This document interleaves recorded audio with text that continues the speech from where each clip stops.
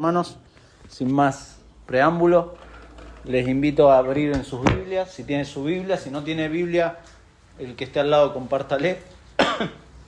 Vamos a continuar con la primera carta que el apóstol Pablo le escribió a Timoteo, a su delegado ministerial, a su compañero de misiones, a aquel que de alguna manera Pablo le estaba pasando el mando de su ministerio. Pablo ya está viejito acá, está anciano, muy anciano.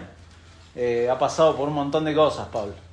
Ahí en 2 de Corintios Pablo describe las cosas que ha pasado, azotes, peligros de fuera, peligros de dentro de la iglesia. Y Pablo ya está terminando su carrera. He peleado la buena batalla y otros tienen que seguir. Y Timoteo es esa persona que Pablo ha ido preparando, ha ido discipulando, ha ido dándole responsabilidades, y Timoteo es el que también va a tener que hacer eso. En 2 de Timoteo capítulo 2 versículo 2 les dice, busca hombres fieles que sean idóneos también para enseñar a otros, y Pablo está haciendo eso. Hoy vamos a leer capítulo 1 versículo 3 al 11. Esa es la parte que hoy nos toca. Leemos y luego vamos a pedirle la guía al Señor. Dice versículo 3, como te rogué que te quedases en Éfeso cuando fui a Macedonia, para que mandases a algunos que no enseñan diferente doctrina, ni presten atención a fábulas y genealogías interminables, que acarrean disputas más bien que edificación de Dios, que es por fe. Así te encargo ahora, pues el propósito de este mandamiento es el amor nacido de corazón limpio y de buena conciencia y de fe no fingida, de las cuales cosas, desviándose algunos, se apartaron a vana palabrería, queriendo ser doctores de la ley, sin entender ni lo que hablan ni lo que afirman.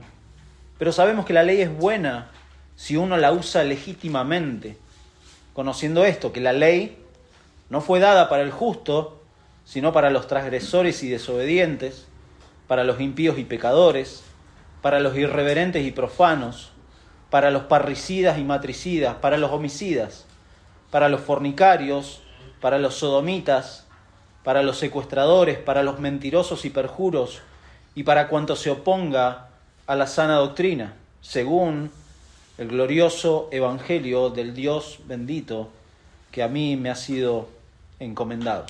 Nuestro Dios, te damos de nuevo muchas gracias por este tiempo que podemos venir como iglesia a rendirte culto. Es un privilegio. Y creo que aquellos que somos tus hijos comprendemos nuestra indignidad delante de ti, pero también podemos ver tu gracia al darnos tu palabra para conocerte. Y en este momento, Padre, rogamos tu guía, que aclares nuestra mente para entender tu palabra, para aplicarla a nuestras vidas, que tu Santo Espíritu obre de esa manera. Y, Señor, que también tu Espíritu, Padre, obre en aquellos corazones que no te conocen, que no pueden, que están muertos espiritualmente y necesitan ver a Cristo. Señor, rogamos tengas misericordia de esas personas también, Señor. Te lo pedimos en el nombre de Jesús. Amén.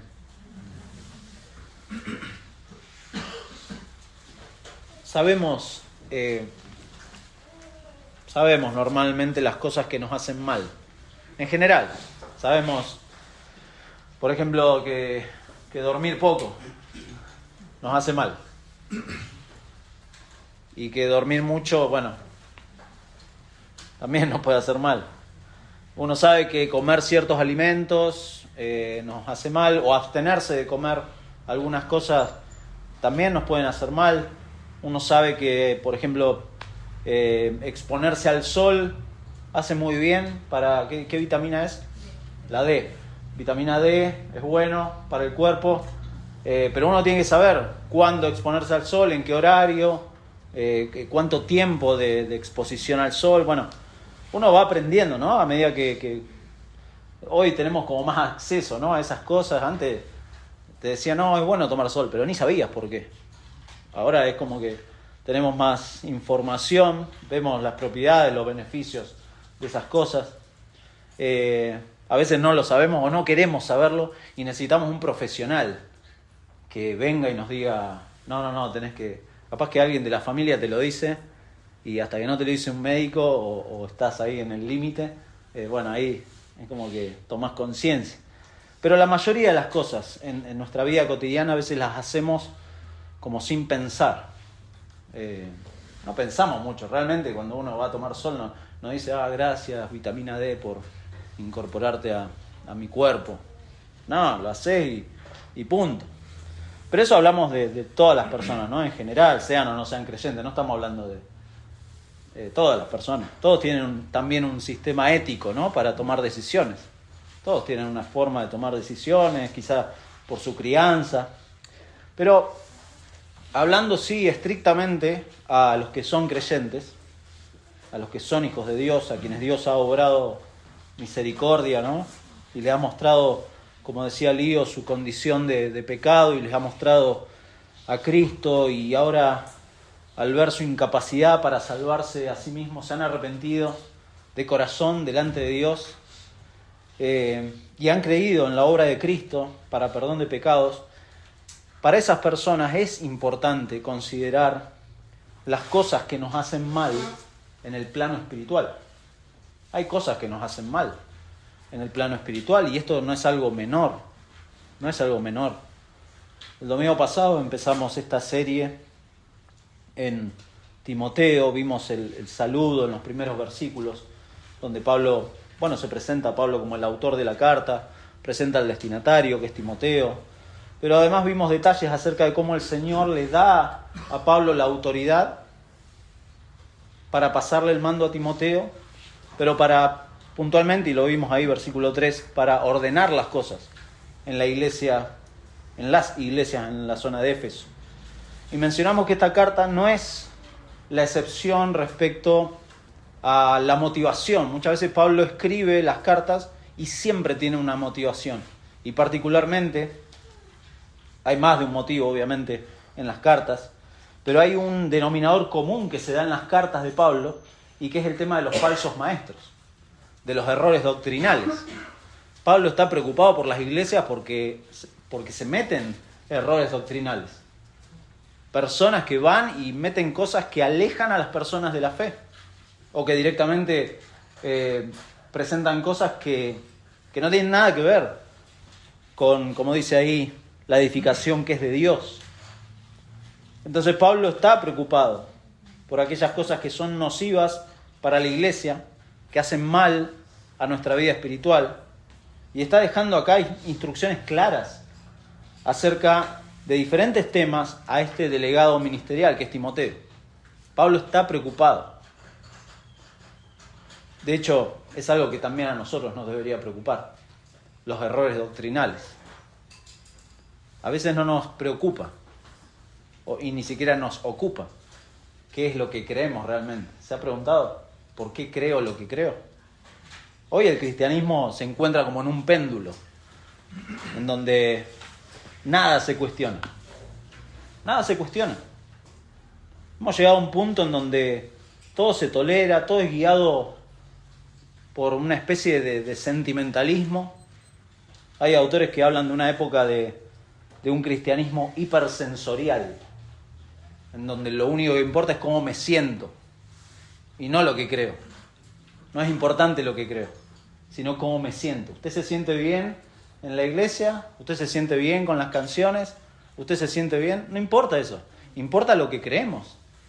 A Pablo le importa, le preocupa lo que los cristianos creen, no lo que los cristianos sienten.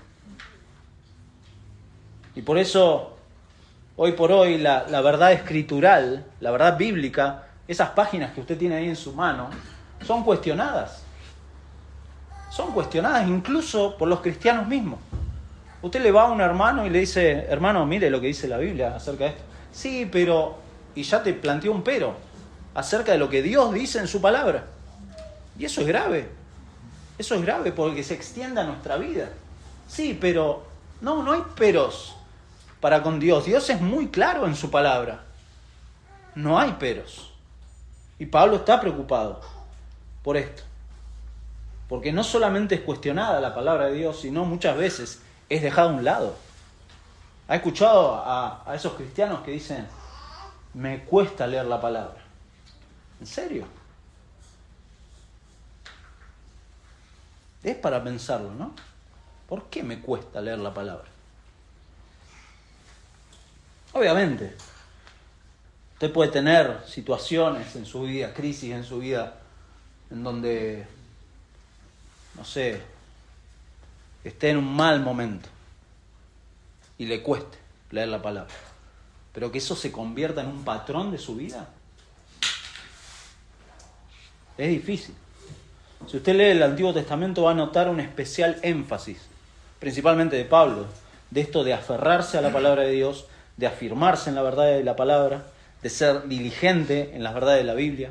Y de hecho Pablo le va a decir, capítulo 6, ahí dando vuelta a la página, versículo 3, fíjese cómo le dice Pablo a Timoteo, si alguno enseña otra cosa, está hablando de estos que enseñan otra cosa, y no se conforman, y esa palabra conforman habla de moldear la vida, no se conforman a las sanas palabras de nuestro Señor Jesucristo y a la doctrina que es conforme, de nuevo, a la piedad, está envanecido, nada sabe y delira acerca de cuestiones y contienda de palabras, etc.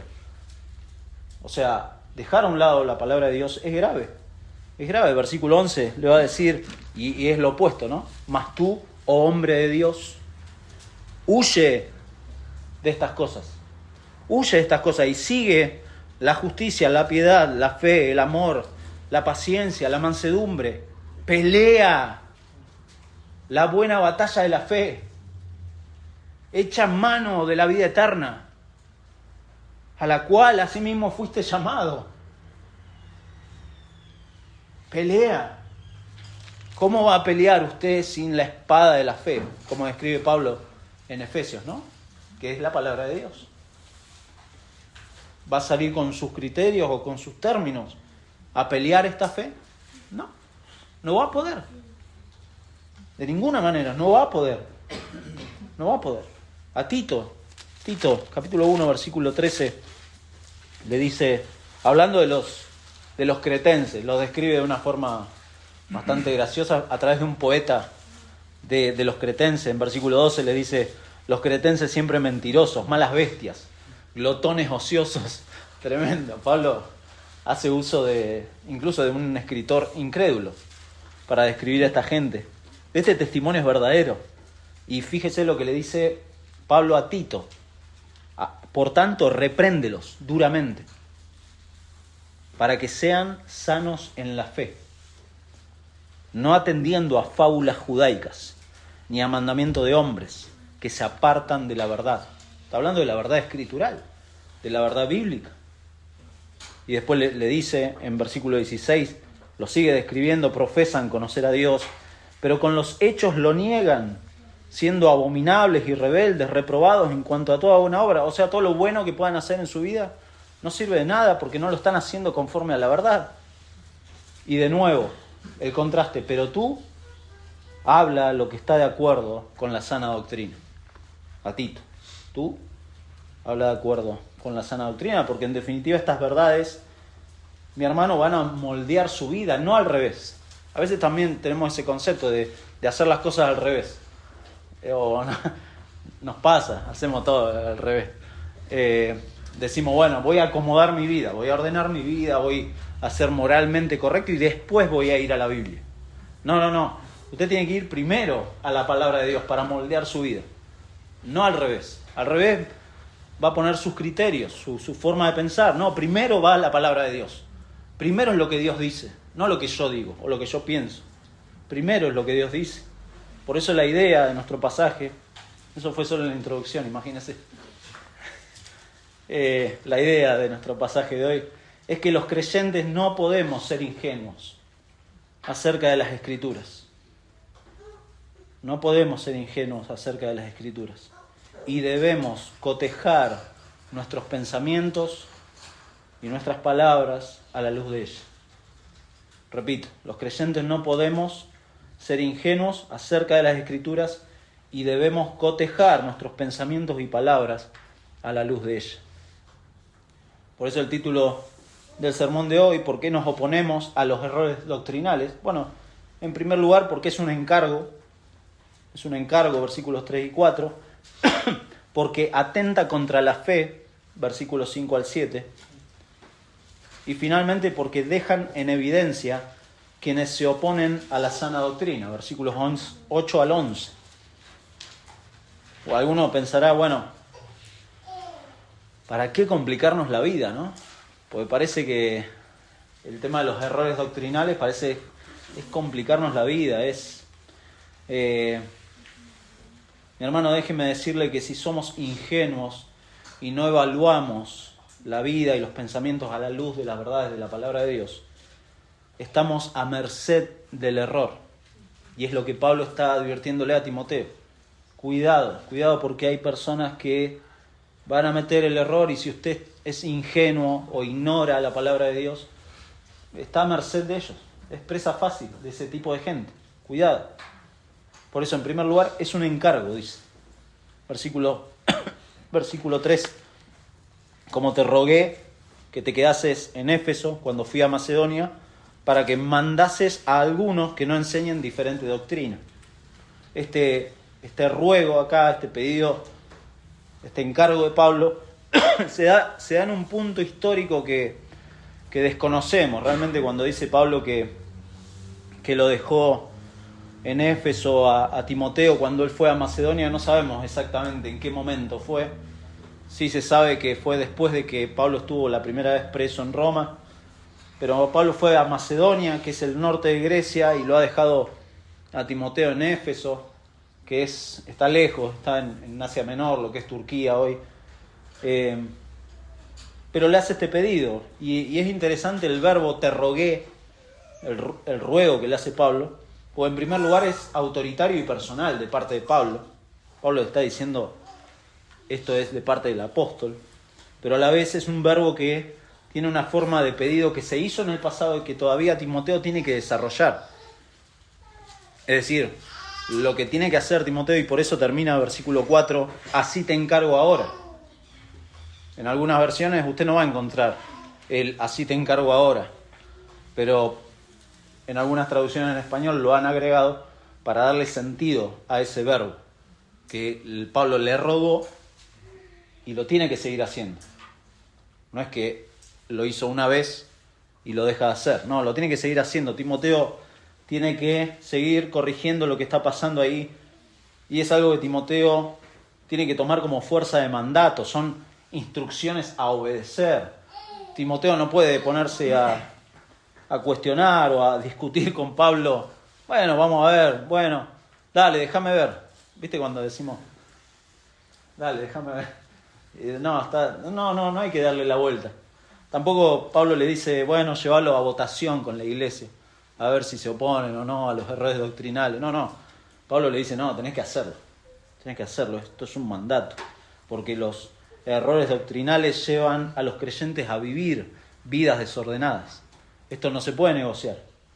Esto no son cosas para debatir, sino que hay que ordenar sin vacilar. Y por eso Pablo le dice, para que mandases a algunos a que no enseñen diferentes doctrinas.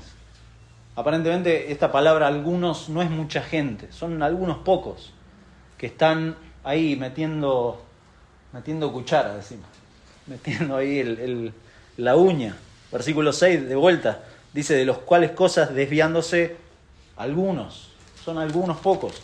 Versículo 19, más adelante, de vuelta, le va a decir a Timoteo, es el mandamiento a Timoteo que mantenga la fe, la buena conciencia, y dice, desechando la cual naufragaron en cuanto a la fe algunos. Y al final de la carta, capítulo 6, de vuelta, dice, porque raíz de todos los males es el amor al dinero. Aparentemente el tema de la prosperidad, el evangelio de la prosperidad parecería que hablara. Raíz de todos los males es el amor al dinero, el cual codiciando algunos se extraviaron de la fe y fueron traspasados de muchos dolores. Versículo 21, la cual profesando algunos se desviaron de la fe. Algunos pocos, y muchas veces pasa así en las iglesias. Los errores doctrinales no entran con pompa, no entra, no sé, con todo un traje blanco y con anillos de oro. Bueno, en algunos lugares pasa eso, pero normalmente no pasa así. Normalmente se da una charla informal. Sí, bueno, a mí me parece, estuve leyendo y ¿te fijaste? Eso que dice, no sé. Y entra así, con algunos. ¿Qué le pasaba a esta gente? Bueno, que estoy en el capítulo 6, versículo 20, argumentaban con una falsa llamada ciencia. Se muestran como sofisticados a veces. Y pasa. Bueno, hoy con las redes sociales, con todo lo que hay muchos teólogos de las redes, tremendo. Usted puede entrar a cualquiera, buscar una predicación y lo puede tener, pero siempre le decimos acá desde el púlpito, tenga no el cuidado, pero sí la diligencia de tener la Biblia al lado y cotejar, ver realmente si lo que está enseñando, aunque sea un pastor súper reconocido, ¿no? La palabra de Dios es la que tiene autoridad.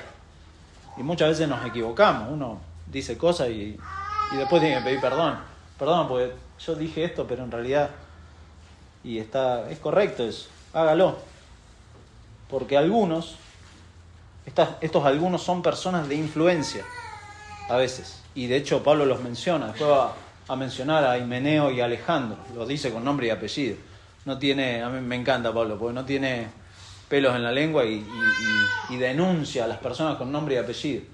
A veces nos cuidamos, decimos, no, porque ciertas personas, y no, hay que decir, no, Himeneo y Alejandro.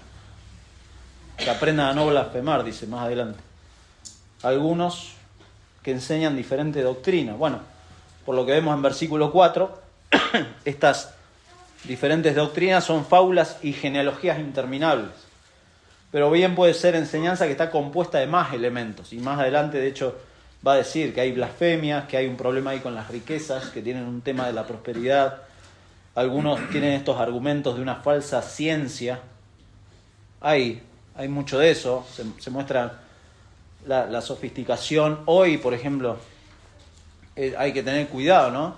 Hay falsas ciencias que se meten en la iglesia. Y se han metido, por ejemplo, en la consejería. En la consejería se ha metido la cuestión de la consejería cristiana, que hay que diferenciarla de la consejería bíblica, en donde hay muchos dejos de psicología humanista. Hay que tener cuidado con eso. Hay que saber discernir. Y detrás de todo esto, estos algunos que enseñan diferente doctrina, hay como una ambición que no tiene nada que ver con la edificación de Dios, dice Pablo. Hay una ambición.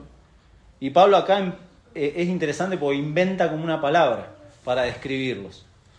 En algunas ocasiones Pablo hace eso. Arma como una palabra compuesta para explicar cómo son estos. Y acá inventa una palabra cuando dice que no enseñan diferente doctrina. Es una sola palabra, heterodidaskalein. No hace falta que la aprenda, pero me gustó, suena lindo. Heterodidás. Y viene de herejía. El hetero o hetero en realidad viene de herejía. Y didaskalein, de didascos, de didáctica, de enseñanza. Entonces, estos heterodidaskalein son gente que enseña cosas raras, enseñanza falsa. En Gálatas 1:6 usa solamente heteros para hablar de un evangelio diferente. Y esta gente que enseña un evangelio diferente, Pablo le dice sea anatema, ahí en Gálatas. Y acá de nuevo, de hecho, cuando dice en 6:3, si alguno enseña otra cosa, usa la misma palabra. Si alguno enseña otra cosa, si alguno es de estos, hay que desecharlos, porque esta enseñanza no solamente es falsa, no solamente es errónea, sino que es contraria a lo que el Señor ha dejado en su palabra. Por eso es peligroso. La tarea de los pastores para con el pueblo de Dios es transmitir, lo que dice ahí en capítulo 6, las sanas palabras de nuestro Señor Jesucristo, la doctrina que es conforme a la piedad. Interesante, porque no solamente son enseñanzas teóricas, sino que la vida de las personas se ve reflejada, y como vamos a ver más adelante, deja en evidencia que se oponen. No son solo falsas, no solo van en contra del Señor y de lo que el Señor ha enseñado, sino que fíjese, los resultados son desastrosos, porque acarrean disputas, más bien que edificación de Dios, que es por fe. Son enseñanzas que a la corta o a la larga empiezan a generar conflicto entre los hermanos. Y no está bueno eso. Hay personas así que solo generan controversia, debate, discusiones inútiles. No tienen sentido. No tienen sentido. Personas que se muestran sofisticadas en ciertos puntos, pero confunden a los hermanos, generan como incomodidad, porque ¿en serio qué estás preguntando a esta persona? Y hay que tener cuidado con eso. Pablo llama a lo contrario de las disputas, llama a la edificación de Dios. Esto ya sea porque Dios lo aprueba, porque está de acuerdo a la naturaleza de Dios, siendo la fe en Dios y su palabra las cuestiones fundamentales acá para los creyentes. Pablo se opone a las fábulas y le encarga a Timoteo. Pablo no dice que él se opone a la búsqueda. Hay personas que como dice un profesor, que son académicamente honestas y buscan y preguntan cosas que son genuinas. Pero acá está hablando más bien de esta fábula o de esta especulación que carece de verdad, que no tiene nada que ver con la palabra de Dios. Personas que de hecho no dan ningún buen resultado. Ya leímos ahí en versículo 4 de capítulo 6. Tito 3:9 habla de lo mismo. 2 Timoteo 2:23 al 26 también. Le dice a Timoteo en la segunda carta, capítulo 2, 23 al 26, desecha las cuestiones necias e insensatas, sabiendo lo mismo, que engendran contiendas.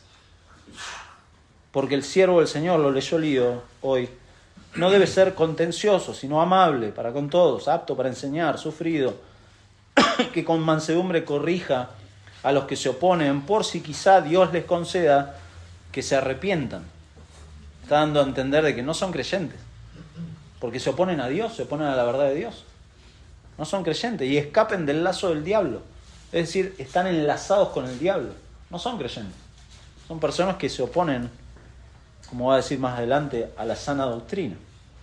Por eso nos preguntamos por qué nos oponemos a los errores doctrinales. Bueno, porque es peligroso. En primer lugar, entonces, porque es un encargo que Pablo le hace a Timoteo, pero en segundo lugar, porque atenta contra la fe.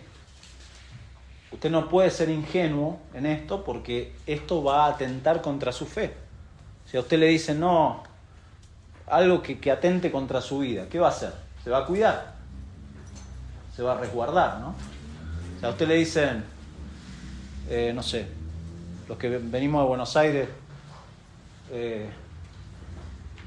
hay una época, la época de los saqueos, ¿se acuerdan? Los de Buenos Aires, y empezaba a correrse la voz de los saqueos. No, pues en tal lugar están saqueando y tal otro están saqueando. Y entonces uno se empezaba a preparar, porque las cosas se ponían ásperas. Bueno, acá lo mismo. Acá hay que, si algo atenta contra mi fe, ¿qué voy a hacer? Me voy a cuidar, me tengo que cuidar.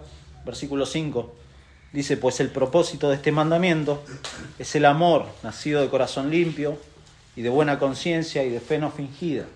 La Nueva Biblia de las Américas dice, el propósito de nuestra instrucción es el amor nacido de un corazón puro, de una buena conciencia y de una fe sincera. Estas cosas, dice Pablo acá, son el resultado o son el producto de la nueva vida que Dios da al pecador por medio de Cristo. Este es el resultado del Evangelio, estas tres cosas. El corazón puro, la buena conciencia, la fe sincera, son características del creyente. O sea, esto no es algo que se le puede pedir a alguien que rechaza a Cristo o que se opone a Cristo. No se le puede pedir, tenga un corazón puro, una fe... No. De hecho, ese pues marca el contraste con lo que habló antes, de los que se manejaban estos algunos, y marca el contraste con cómo se manejaba Pablo y sus delegados, ¿no? Aquellos no buscan su edificación, no buscan sino generar controversia. Nosotros, dice Pablo, buscamos que amen a Dios conforme están siendo edificados por Dios y su palabra, en este amor. Y por eso, bueno, si usted pregúntese cuál es el resumen, creo que la mayoría lo sabe, cuál es el resumen de la ley. Bien, amar a Dios y amar al prójimo. Mateo capítulo 22. No lo busque, se lo leo.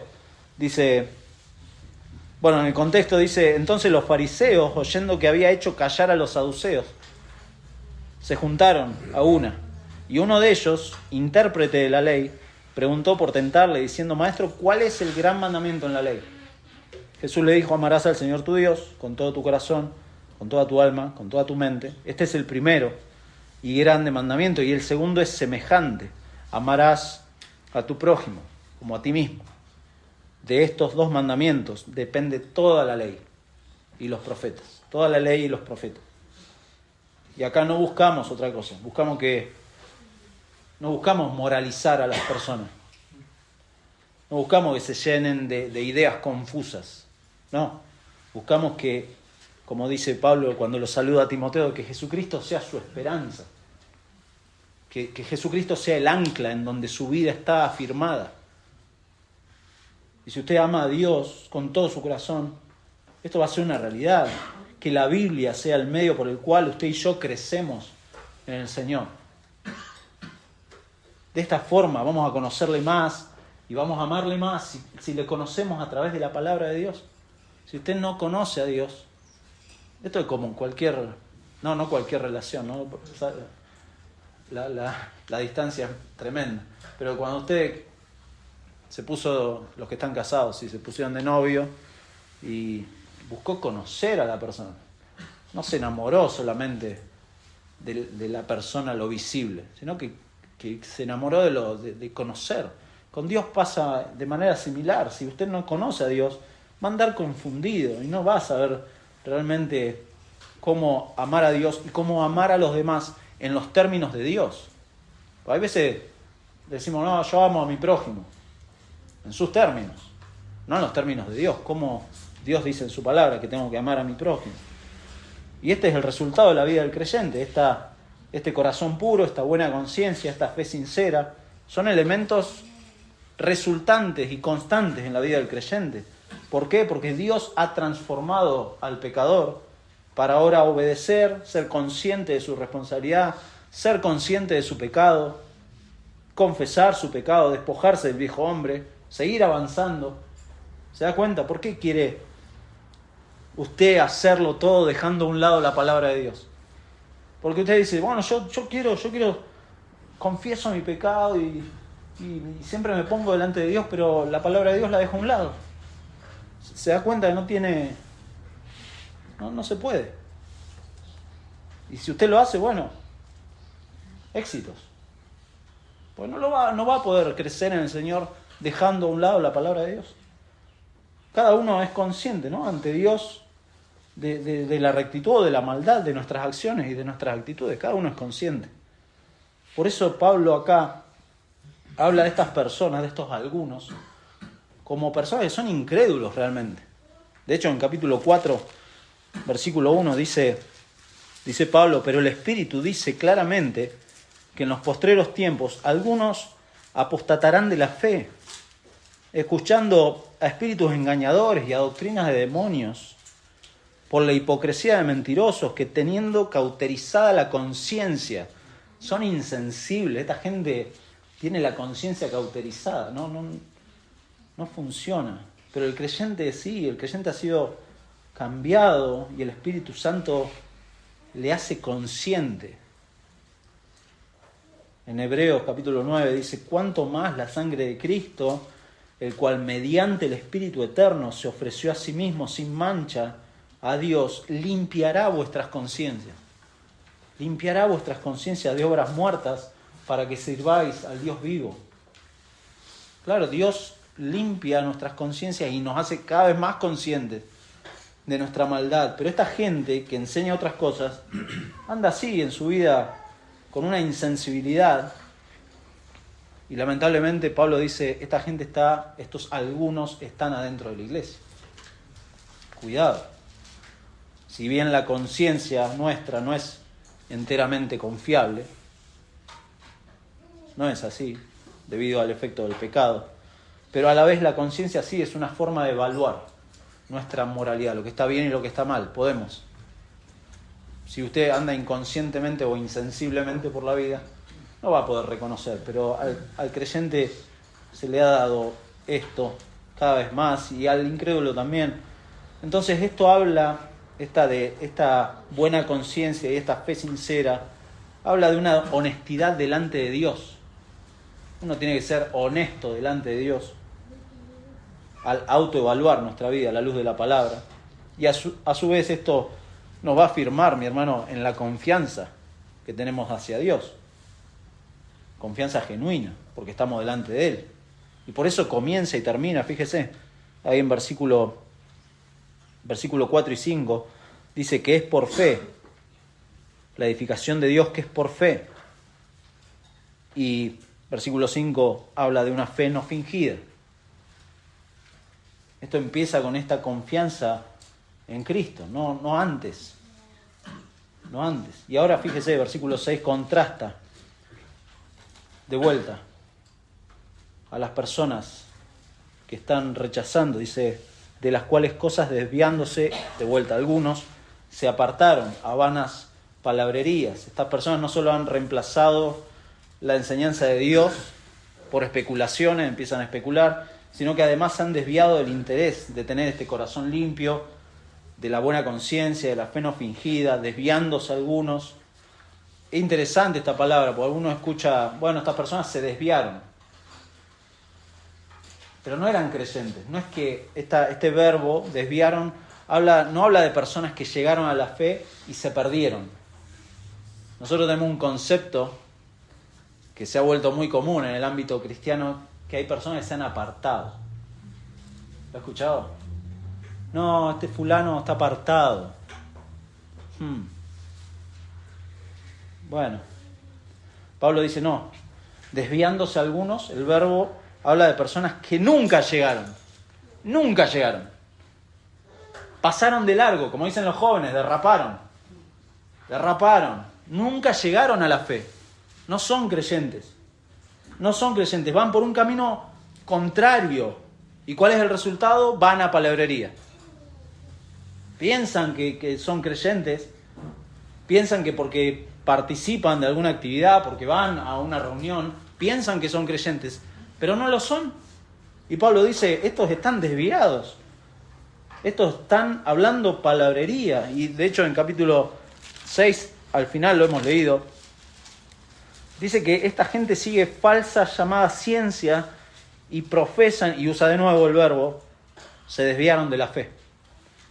Nunca llegaron a la fe, se desviaron, porque no siguen el Evangelio, no siguen a Cristo. Están desviados, están errados.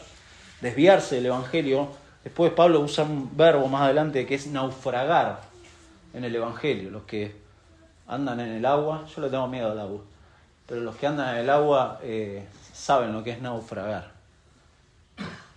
Esta gente naufragó, no alcanzó el Evangelio. Viven vidas disolutas. Incluso uno puede ver patrones de pecado, diferentes doctrinas. Son evidencias de alguien que no es de Cristo, no es cristiano. Y en esto no podemos engañarnos, no podemos ser ingenuos, debemos ser bíblicos.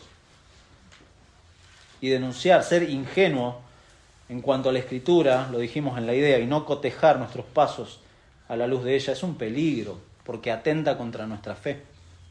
Esta gente que se aparta tras vanas palabrerías fíjese, tiene estas características. Versículo 7, queriendo ser doctores de la ley, sin entender ni lo que hablan, ni lo que afirman. Hay veces, y es tremendo, encontrar este tipo de personas, piensan que se la saben todas. Hoy creo que tiene un beneficio y tiene un peligro, ¿no? Tener tanto acceso a información, y tiene el beneficio de que es precioso ver hermanos que se han dedicado al estudio de la palabra y nos han dejado materiales hermosos. Pero es un peligro también, porque hay teólogos por todos lados ahora. Y es medio... hay que andar con pie de plomo, diría. Doctores de la ley. El deseo de estos no es el conocimiento de las Escrituras, no es el conocimiento estricto de la ley, sino el prestigio, el ser reconocidos. Los likes, como en las redes sociales, les gustan los likes, tener seguidores. El orgullo, los modales. No son siervos del Señor, no son esclavos de Cristo, no están dispuestos al sufrimiento por el Señor. No, tampoco quieren parecer tontos, quieren mostrarse competentes en lo que hacen. Pero es imposible, dice Pablo, que sean doctores de la ley. No está diciendo que lo son, sino que dice queriendo ser doctores de la ley. Y el verbo que usa después dice sin entender. Literalmente indica un estado continuo de no entender nada. No entienden nada. Y esto es característico del incrédulo. Recuerda 1 Corintios 2:14, se lo leo. El hombre natural no percibe las cosas que son del Espíritu de Dios, porque para él son locura y no las puede entender, porque se han de discernir espiritualmente. Es decir, si una persona no tiene el Espíritu Santo, no puede discernir, y dice Pablo ahí en Corintios, no puede entender. No puede entender. Y estos doctores, o estos que pretendían ser doctores de la ley, sin entender ni lo que hablan ni lo que afirman. Entonces lo peor que nos puede pasar, y esto atenta contra nuestra fe, lo peor que nos podemos encontrar dentro de una iglesia, dice un autor, es un ignorante dogmático. Es tremendo. Un ignorante dogmático que no es enseñable, que disputa en todo. Un pastor, el pastor Leandi, me comentaba, yo no lo vi, lo tengo que escuchar, me comentaban de una conferencia de jóvenes. Usó un acrónimo, le encanta, a Dardo le encanta usar acrónimos, y dice, tenemos que ser usted tiene que ser feo. Usted tiene que ser feo, le dijo a los jóvenes. Tiene que ser fiel al Señor, tiene que ser enseñable y tiene que ser obediente. Y hablábamos con este hermano y le decía, y en plural, tendríamos que ser feos, porque hay gente que es obediente pero que no es sumisa al Señor. Y yo me animo a agregarle y después informarle a Dardo. Lo vamos a tener en octubre, así que feos, acuérdese. Fieles, enseñables, obedientes y sumisos al Señor. Hay gente que es obediente, pero a regañadientes, ¿viste? Que bueno, dale. Como cuando le pedimos a nuestros hijos, anda a hacer tal cosa. Bueno, seamos feos. Bueno, uno no, ya.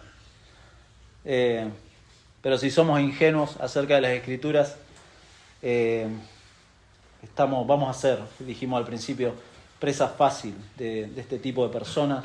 O quizá uno se vuelva de este tipo de personas. Uno puede volverse una persona que tiene el placer de discutir, de buscarle, como decimos, la quinta pata al gato, o el pelo al huevo. Hay muchas frases así de buscarle.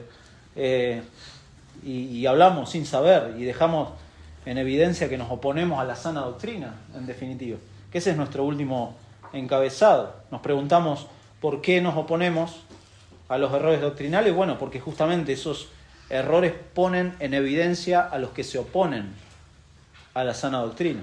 Aquí Pablo, fíjese, no está en contra de la utilidad de la ley. Y está conectado esto a que esta gente quería ser doctores de la ley. Y Pablo dice en versículo 8, pero sabemos que la ley es buena si se usa legítimamente. La ley es buena. ¿Cuál sería la forma equivocada de usar la ley? Bueno, pensando que me puedo salvar por cumplirla. Esa sería la forma incorrecta. O que podemos ganarnos el favor de Dios por medio de obedecer la ley.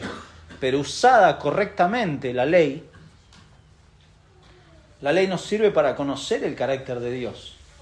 En oposición, claro, a nuestra pecaminosidad. La ley sirve para eso, para conocer, bueno, ¿cómo es Dios? Bueno, en la ley podemos ver cómo Dios se opone al pecado. Y es evidente. Y al ver nuestro pecado, ver nuestra necesidad de un Salvador, entonces la ley nos muestra claramente la mala noticia de nuestra condenación. Y ese es el medio que Dios usa, dice Pablo en Romanos, ¿no? Dios usa para hacernos ir al Salvador. Todos los cristianos sabemos que la ley es buena. Es lo que dice Pablo ahí en versículo 8. Sabemos que la ley es buena, no es mala. En primer lugar, porque Dios la dio. ¿Cómo no va a ser buena? Por supuesto. Si Dios ha dado la ley, debe ser algo bueno, por supuesto. Porque este es el carácter de Dios. Dios es bueno. ¿Cómo nos va a dar algo malo? Pero en segundo lugar, dice la expresión ahí, si uno la usa legítimamente, nos muestra que para que la ley produzca el efecto apropiado, ha de usarse acorde al propósito por el cual fue concebida la ley. ¿Para qué fue dada?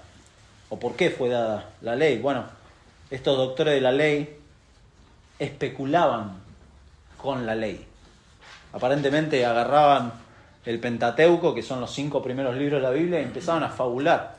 Porque dice fábulas e interminables genealogías. Y usted puede encontrar genealogías bien largas en el Pentateuco, y aparentemente esta gente inventaba dentro de lo que había, dentro de los nombres, empezaba a inventar fábulas acerca de lo que... Pero no hay nada en la Biblia acerca de esto. ¿Para qué fue dada? Bueno, Pablo acá se enfoca en que la ley fue dada para ocuparse, fíjese, de cuestiones morales y no para ser objeto de especulaciones. Fíjese la lista que da en versículos 9 y 10, conociendo esto, que la ley no fue dada para el justo, y empieza a dar una lista de transgresores y desobedientes, de impíos y pecadores, de irreverentes y profanos, de parricidas y matricidas, de homicidas, de fornicarios, de sodomitas, de secuestradores, de mentirosos, de perjuros y cuantos se opongan a la sana doctrina. ¿Qué es lo que está haciendo Pablo acá? No está hablando de salvación, sino que está hablando que la ley era para corregir moralmente a las personas. Está hablando del uso legítimo de la ley. ¿Para qué le sirve la ley al cristiano? Usted no puede desechar la ley como cristiano. Sí, vivimos bajo la gracia, pero la ley es importante para mostrarme cómo es Dios y cómo tengo que vivir, cómo me tengo que manejar.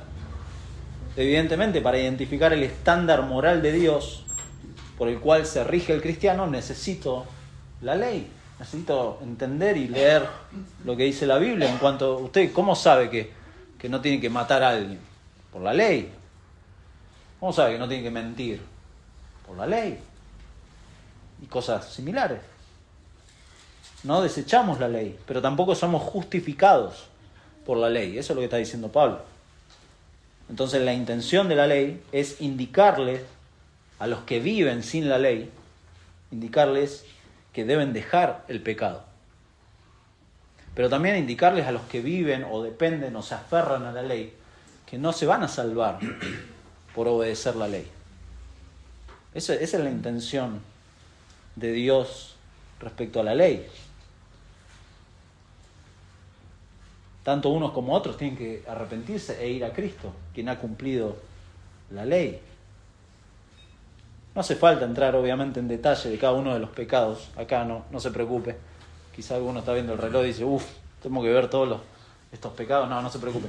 Son 6 cosas que menciona en grupos, y algunos comentaristas, y es interesante, lo toman como probablemente 3 y 3 de personas que son transgresores y desobedientes, impíos y pecadores, irreverentes y profanos. Ese es el primer grupo que habla de la relación con Dios, ¿no? El que es transgresor y desobediente está transgrediendo la ley de Dios. El que es impío y pecador está siendo impío y pecador delante de Dios.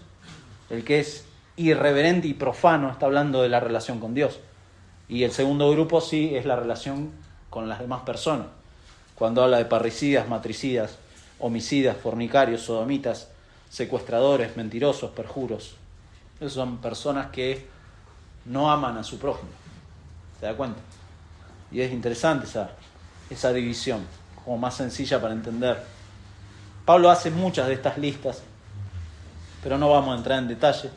Y es una lista que no es exhaustiva, no menciona todo, porque de hecho al final dice, y para cuanto se oponga a la sana doctrina, y esa frase amplía, y dice, bueno, hay muchas cosas más, ¿no? Que podríamos hacer una lista interminable, somos muy creativos con el pecado, entonces Pablo podría haber escrito, no sé, como 5 cartas a Timoteo para describirle todo.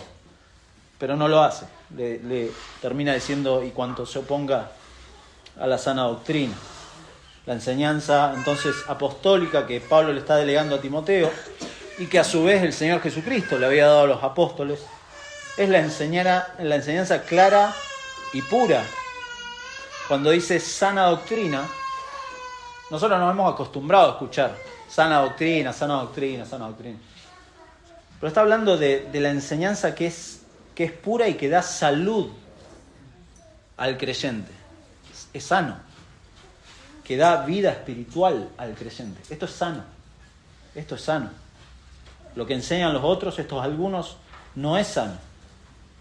Pero esta enseñanza está acorde al uso legítimo de la ley, que es usarla, y lo dice ahí Pablo, según el glorioso evangelio del Dios bendito.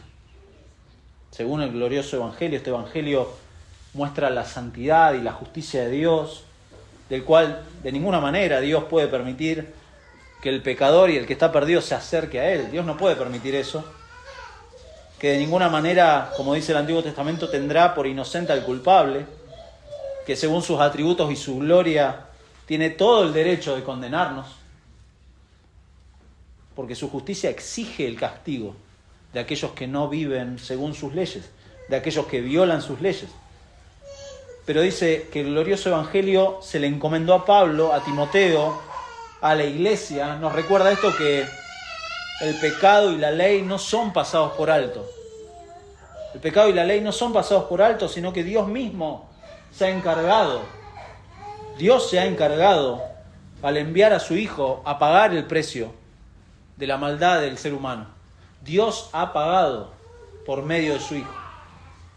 Entonces, este es el glorioso evangelio. Jesucristo ha sido el sustituto perfecto, ¿se da cuenta? Para el creyente. Él ha cumplido la ley para el creyente. Y Dios, por medio de Cristo, nos ha dado su Santo Espíritu para ahora sí obedecerle. Ahora sí obedecerle. No para ganarnos su favor. No. El único que se ganó eso fue Jesucristo. Él se ha ganado todo el favor y por medio de Él ahora somos aceptados. No es que usted tiene que aceptar a Cristo. No. Dios lo acepta por medio de Cristo. Dios tiene misericordia. Por eso, ignorar esto o ser ingenuos ante esto, desvalorizar las Escrituras y no cotejar nuestros pensamientos a la luz de ella, mi hermano, nos deja a merced de los falsos maestros. Nos deja a merced de los falsos maestros. Esto, y déjeme decirle, esto no pasaba solamente en las primeras décadas de la iglesia. Hoy sigue pasando. Los falsos maestros van a seguir apareciendo hasta el último día. Hasta el último día. De hecho, va a haber personas, y lo dice Jesús, ¿no? En los últimos días van a venir personas que van a decir, es aquí el Cristo, es aquí. Y van a engañar. Y dice el Señor, interesante, si fuere posible, aún a los escogidos. Entonces, esto no es menor. Esto no es complicarnos la vida, de decir por qué estamos en contra de los errores doctrinales. No es menor. No podemos vacilar sobre esto, no podemos dudar. Y conforme vamos viendo esta carta y las advertencias, tenemos que ser conscientes de que esto es responsabilidad de toda la iglesia.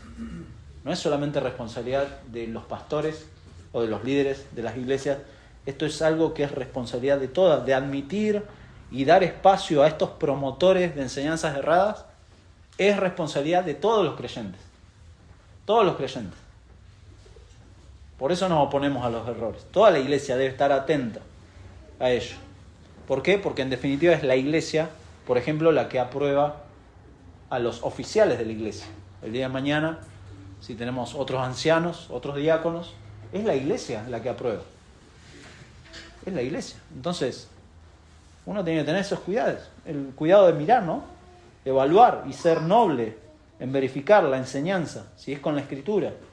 ¿Qué es lo que se está enseñando? ¿Cuáles son los propósitos? ¿Cuáles son las motivaciones? Estas personas buscan amar, honrar, glorificar a Dios, ser ejemplo a los hermanos. Lo vamos a ver más adelante en 1 de Timoteo. Los mueve el amor propio, la felicidad personal u otro interés. Usan bien la palabra de verdad, son humildes, son desinteresados. La iglesia es lo más importante para ellos como para el Señor. Se mueven así. ¿Cuáles son los efectos? Son preguntas. ¿Cuáles son los efectos de sus enseñanzas? ¿Comprenden el resto de los hermanos el Evangelio o están confundidos con otras cosas? Bueno, hay que evaluar eso. ¿Usan la ley debidamente como parte del mensaje del Evangelio o lo usan para fomentar la justicia por obras? Eso hay que tener cuidado también. Hay gente que fomenta de forma tapada, ¿no?, la justicia por obras. Cuidado. Hay que hacer un examen riguroso a la luz del Evangelio y de estas preguntas, más allá de sus años que tenga en la iglesia, sus experiencias de vida. Hay que evaluar, hay que ser consciente. ¿Dónde tiene construida la vida esta persona? Recuerda a Jesús, Mateo 7, ya vamos terminando. Ya empezamos. No la tengo que...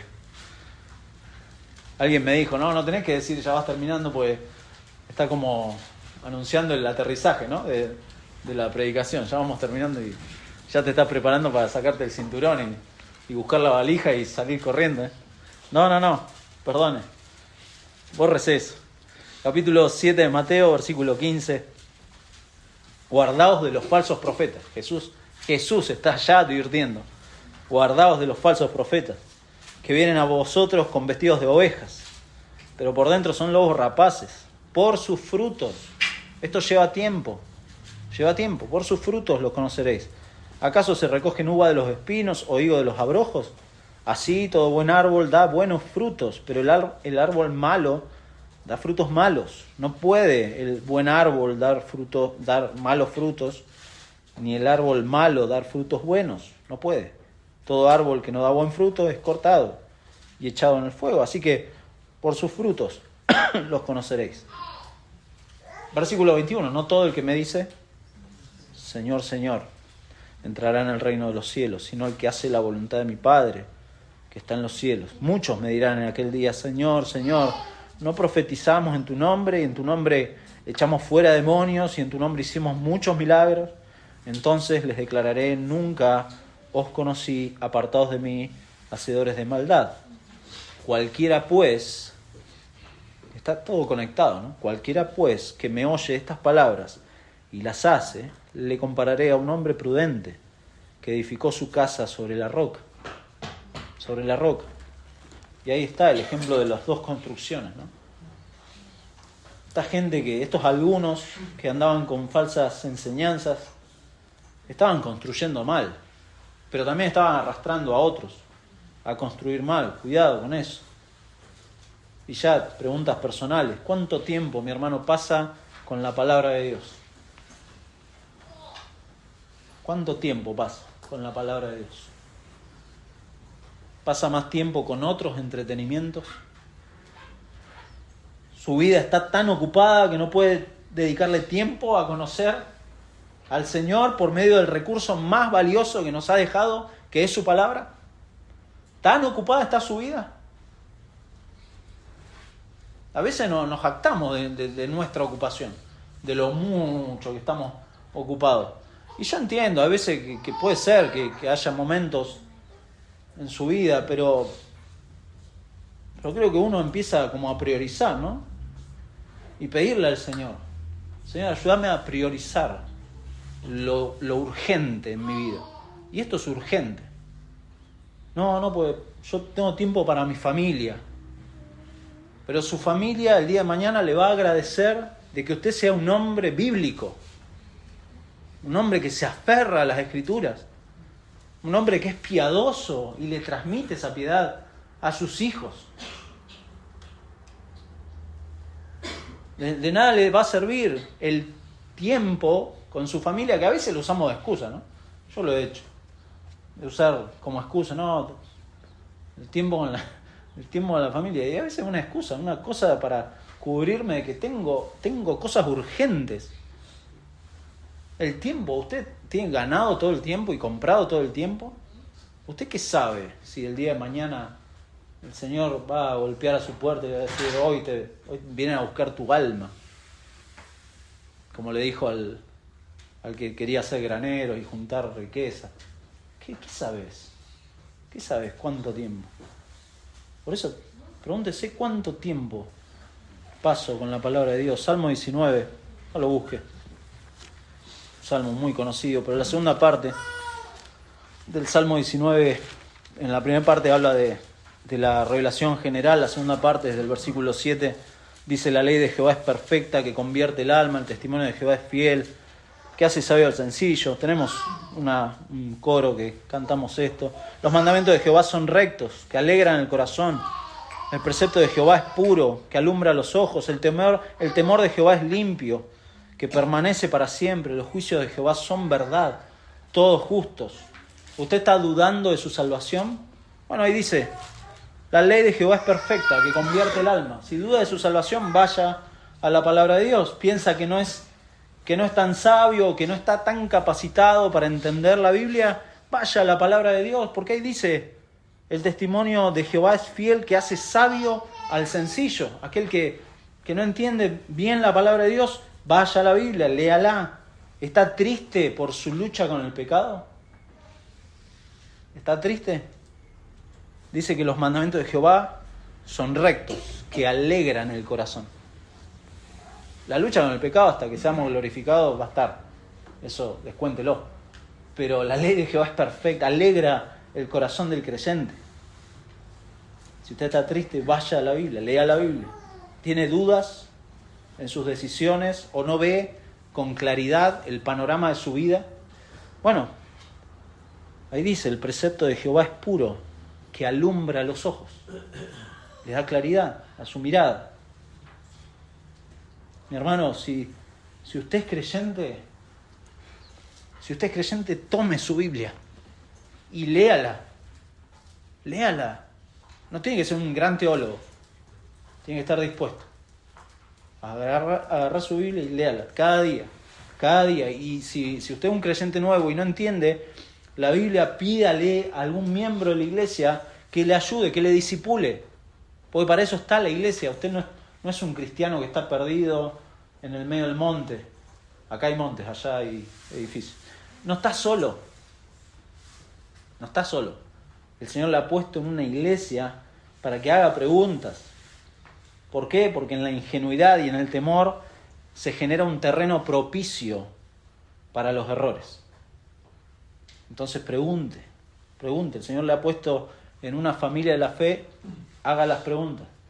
Pida ser discipulado. Quiero conocer más al Señor. Quiero que me ayuden en esto.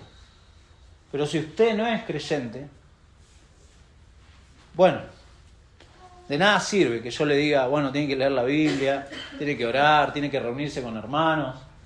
Si usted no es creyente, primeramente lo que usted necesita es arrepentirse. Dejar de darle la espalda a Dios, pedirle a Dios misericordia para que le perdone sus pecados y su rebelión. Eso necesita el incrédulo, el que no cree. Y eso solamente Dios lo hace en aquellos que creen y confían en la obra de Cristo. Si usted no es creyente, sepa que Cristo vino a morir para sustitución en lugar nuestro.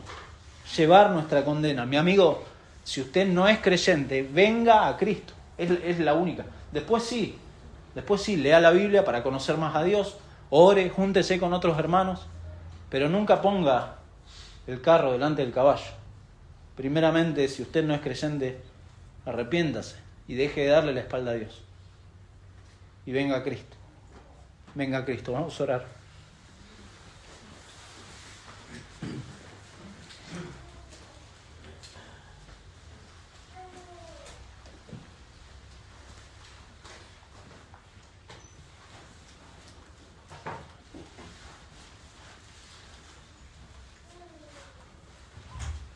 Te damos gracias, nuestro Dios, por tu gran misericordia sobre tu pueblo.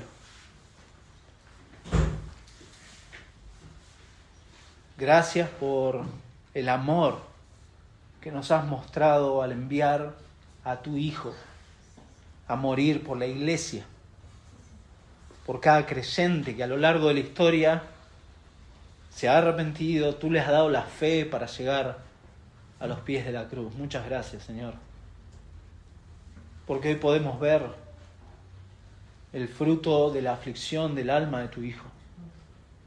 Hoy podemos verlo. Pero Padre, también danos el cuidado y la sensibilidad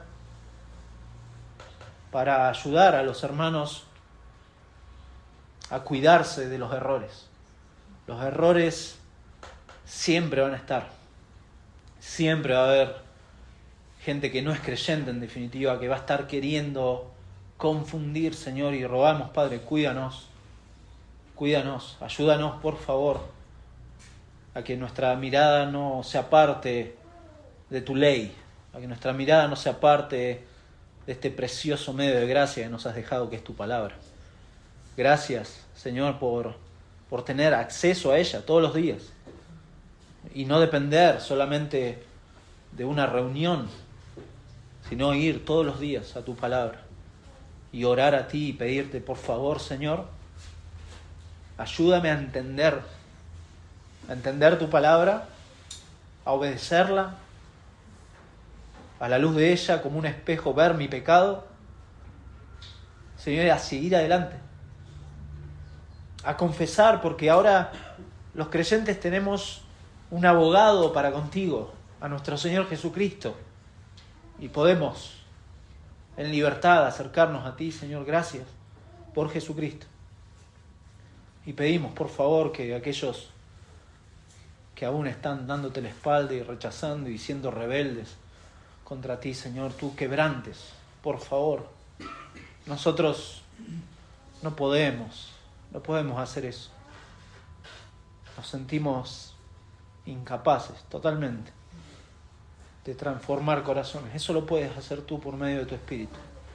Y gracias porque tu palabra tiene ese poder para darle fe a esos que aún te rechazan. Señor, rogamos, ten misericordia sobre ellos, cuida a tu pueblo en esta semana, que podamos con diligencia buscarte, Señor, y nos ayudes, por favor, a ordenar nuestras prioridades, entender que hay cosas muy urgentes que sin duda nuestras familias, nuestros amigos, nuestros compañeros de trabajo van a empezar a notar cuando estemos cada vez más cerca tuyo y buscando obedecerte. Señor, ayúdanos a ser fieles, a ser constantes. No permita, Señor, que nuestros pies estén buscando otros errores, Señor, y que nuestros pensamientos no vayan detrás de nuestros criterios. Ayúdanos a vernos a la luz de tu palabra. En ella encontramos alegría de corazón. En ella encontramos tu salvación. En ella vimos a Cristo. Señor, por eso rogamos, ayúdanos en esta semana, por favor, a que nos aferremos cada día más a tus verdades. Corrijamos nuestras vidas a la luz de tu palabra y de esta manera estemos esperando tu pronta venida, Señor. Te lo pedimos, por favor, en el nombre de Jesús. Amén. Amén.